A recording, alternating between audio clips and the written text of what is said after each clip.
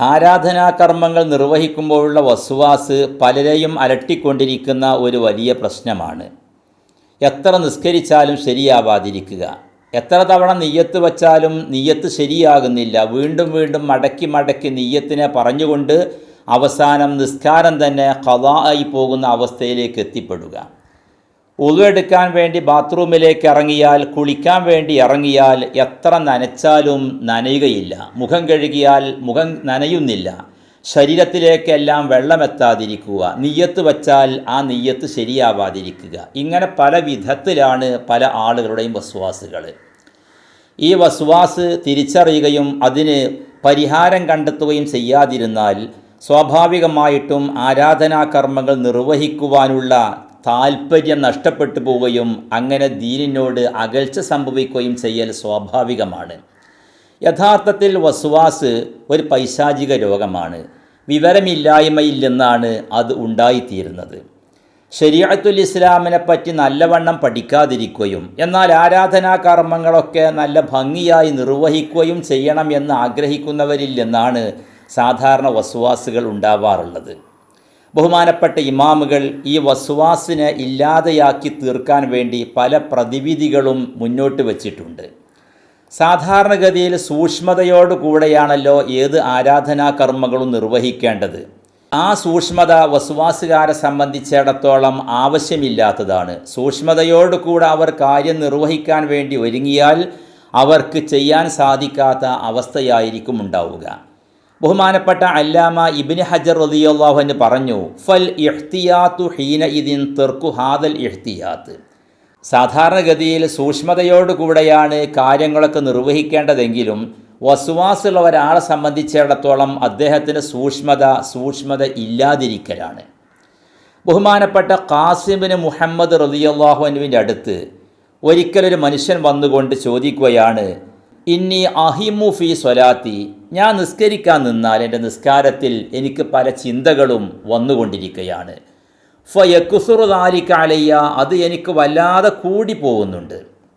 അതുകൊണ്ട് ഞാൻ എന്ത് ചെയ്യണം, എങ്ങനെയാണ് ഞാൻ ആ ചിന്തകൾ ഒഴിവാക്കേണ്ടത് എന്ന ചോദ്യമാണ് ആ മനുഷ്യൻ വന്ന് ചോദിക്കുന്നത്. ബഹുമാനപ്പെട്ടവർ പറഞ്ഞു, ഇംലി ഫി സ്വലാത്തിക, നീ നിൻ്റെ നിസ്കാരത്തിലൂടെ അങ്ങനെ മുന്നോട്ടങ്ങ് പോകണം. ഫഇന്നഹു ലൻ യദ്ഹബ അൻക, ആ ചിന്ത നിനക്ക് ഒഴിവായി കിട്ടുകയില്ല. ഹത്താ തൻസരിഫ വ അൻത തഖൂലു മാ അത്മംതു സ്വലാത്തി, എൻ്റെ നിസ്കാരം ഞാൻ പൂർത്തിയാക്കിയിട്ടില്ല എന്ന് മനസ്സുകൊണ്ട് പറഞ്ഞ്, എൻ്റെ നിസ്കാരം ഞാൻ പൂർത്തിയാക്കിയിട്ടില്ല എന്നും പറഞ്ഞ് നീ നിസ്കാരത്തിൽ നിന്ന് ഒഴിവാകുന്നത് വരെ, വിരമിക്കുന്നത് വരെ നിനക്കത് മാറിക്കിട്ടുകയില്ല. അപ്പോൾ ആ തോന്നലിനനുസൃതമായിട്ട് പ്രവർത്തിക്കാതെ ഒരു പോക്കങ്ങ് നിസ്കാരത്തിലൂടെ പോകണം. അപ്പോൾ അവൻ്റെ മനസ്സ് പറയും നിസ്കാരം ശരിയായിട്ടില്ല, പൂർത്തിയായിട്ടില്ല. അങ്ങനെ പൂർത്തിയായിട്ടില്ല എന്ന് പറഞ്ഞുകൊണ്ട് നിൻ്റെ നിസ്കാരത്തെ നീ അവസാനിപ്പിക്കുന്നത് വരേക്കും വസ്വാസ് മാറുകയില്ല എന്നാണ് ബഹുമാനപ്പെട്ട ഖാസിബിന് മുഹമ്മദ് റളിയല്ലാഹു അൻഹു വിവരിച്ചു കൊടുത്തത്. ഈ സംഭവം ഇമാം മാലിക് റളിയല്ലാഹു അൻഹു രേഖപ്പെടുത്തുന്നുണ്ട്. ഹദീസിൻ്റെ വ്യാഖ്യാതാക്കൾ പറയുന്നത്, ഈ സംഭവം ഉദ്ധരിച്ചുകൊണ്ട് പറയുന്നുണ്ട്, ഹാദാ അസ്ലുൻ അലീമുൻ ലിദഫ്ഇൽ വസ്വാസ്, വസ്വാസിനെ ഒഴിവാക്കുവാനുള്ള ഏറ്റവും നല്ല പ്രതിവിധിയാണ് ഈ പറയപ്പെട്ട മാർഗം. അതായത് നിസ്കാരത്തിൽ നിന്ന് ഒഴിവാകുന്ന സമയത്ത് വ അൻത തഖൂലു ലി ശൈത്താനി, ശൈത്താനോട് പറയേണ്ടത് നഅം മാ അത്മംതു സ്വലാത്തി, അതെ നീ പറഞ്ഞ പോലെ തന്നെ എൻ്റെ നിസ്കാരത്തെ ഞാൻ പൂർത്തിയാക്കിയിട്ടില്ല. ഇനി വലാക്കില്ല ഉത്തിമുഹ, നീ ഞാൻ പൂർത്തിയാക്കുന്നുമില്ല. വലാ ഉഈദുഹ, ഞാൻ മടക്കി നിസ്കരിക്കുന്നുമില്ല. ഇദ്ഹബ്, നീ പോ. ഫ ഇന്ന റബ്ബി കരീമുൻ യഖ്ബലു മിന്നി ദാലിക, എൻ്റെ രക്ഷിതാവായ തമ്പുരാൻ അവൻ ഉദാരമനസ്കനാണ്, എന്നിൽ നിന്ന് ഇതൊക്കെ അവൻ സ്വീകരിക്കും എന്ന് അള്ളാഹുവിനെപ്പറ്റി നല്ലൊരു വിശ്വാസം മുന്നോട്ട് വെച്ചുകൊണ്ട് ഷൈത്താൻ്റെ ആ തോന്നലുകൾക്ക് അവിടെ വിരാമം കുറിക്കുക. ഇതാണ് വസ്വാസിനെ മാറ്റിയെടുക്കാനുള്ള മാർഗമെന്നാണ് ബഹുമാനപ്പെട്ട ഇമാമുകൾ വിവരിക്കുന്നത്. വസ്വാസ് എന്ന രോഗത്തിന് മരുന്നുണ്ടോ എന്ന് ബഹുമാനപ്പെട്ട അല്ലാമ ഇബ്നു ഹജർ ഹൈത്തമി റളിയല്ലാഹു അൻഹു ചോദിക്കപ്പെട്ടപ്പോൾ അവിടുത്തെ ഫതാവൽ കുബ്രയിൽ അതിൻ്റെ മറുപടി ഉദ്ധരിക്കുന്നത് ഇപ്രകാരമാണ്. ബഹുമാനപ്പെട്ട അല്ലാമ ഇബ്നു ഹജർ റളിയല്ലാഹു അൻഹു പറഞ്ഞു, ലഹു ദവാഉൻ നാഫിഉൻ, വസ്വാസ് എന്ന രോഗത്തിന് നല്ല ഫലപ്രദമായ മരുന്നുണ്ട്. വഹുവൽ ഇറാദു അൻഹാ ജുംല, അതിൽ നിന്ന് മുഖം തിരിക്കൽ തന്നെ. ആ തോന്നലിലേക്ക് ചെവി കൊടുക്കാതിരിക്കുക. വഇൻ കാന ഫിൻ നഫ്സി മിന തറദ്ദുദി മാ കാന, നിൻ്റെ മനസ്സിലുണ്ടായിരുന്ന ഇടയാട്ടവും സംശയവും അതെല്ലാം ഉള്ളതുപോലെ നിലനിൽക്കുന്നുണ്ടെങ്കിൽ പോലും അതിലേക്ക് ഒട്ടും ശ്രദ്ധ കൊടുക്കാതെ നീ നിസ്കാരത്തിലൂടെ നിൻ്റെ കർമ്മത്തിലൂടെ അങ്ങ് മുന്നോട്ട് പോവുക, ചിന്തയിൽ നിന്ന് മുഖം തിരിക്കുക.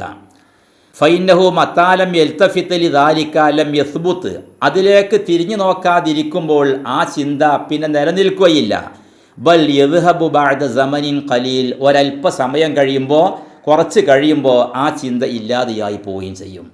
ഇദ്ദേഹത്തെ തൻ്റെ പിടിയിൽ കിട്ടുകയില്ല എന്ന് ശൈത്താൻ മനസ്സിലാക്കുമ്പോൾ അദ്ദേഹത്തെ വിട്ടൊഴിവാക്കി പോവുകയും അദ്ദേഹത്തിൽ നിന്ന് വസ്വാസ് ഒഴിഞ്ഞു പോവുകയും ചെയ്യും.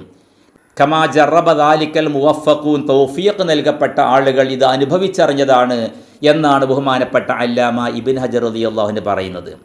നേരെ മറിച്ച് ഈ പൈശാചികമായ ചിന്തകൾക്ക് ചെവി കൊടുക്കുകയും അതിനനുസൃതമായി പ്രവർത്തിക്കുകയും ചെയ്താൽ പിന്നെ എന്ത് സംഭവിക്കുമെന്നും അങ്ങേര് വിവരിക്കുന്നുണ്ട്.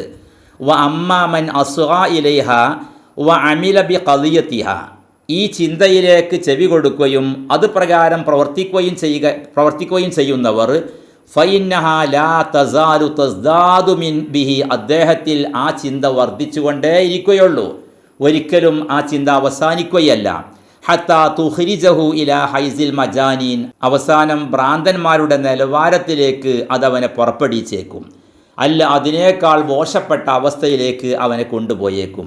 കമാ ഷാഹദ്നാഹു ഫീ കസീരീന മിമ്മനുബുത്തുലു ബിഹ, ഈ വസ്വാസി ചിന്തകളെ കൊണ്ട് പരീക്ഷിക്കപ്പെട്ട പല ആളുകളിലും നാം കണ്ടുകൊണ്ടിരിക്കുന്നത് പോലെ എന്ന് ബഹുമാനപ്പെട്ട ഇബ്നു ഹജർ റളിയല്ലാഹു അൻഹു പറയുകയാണ്.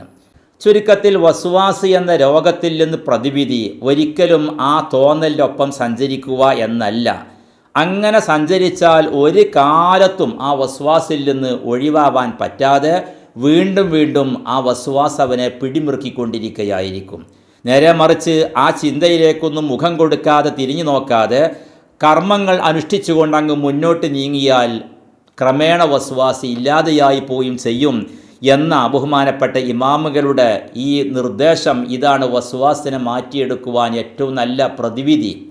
അല്ലാഹു സുബ്ഹാനഹു വ തആല തൗഫീഖ് നൽകി അനുഗ്രഹിക്കുമാറാവട്ടെ. അവൻ കൽപ്പിക്കുന്ന രീതിയിൽ ആരാധനാ കർമ്മങ്ങൾ സ്വീകാര്യയോഗ്യമായ രീതിയിൽ നിർവഹിക്കാൻ റബ്ബ് തആല അനുഗ്രഹിക്കട്ടെ. വൽഹംദുലില്ലാഹി റബ്ബിൽ ആലമീൻ.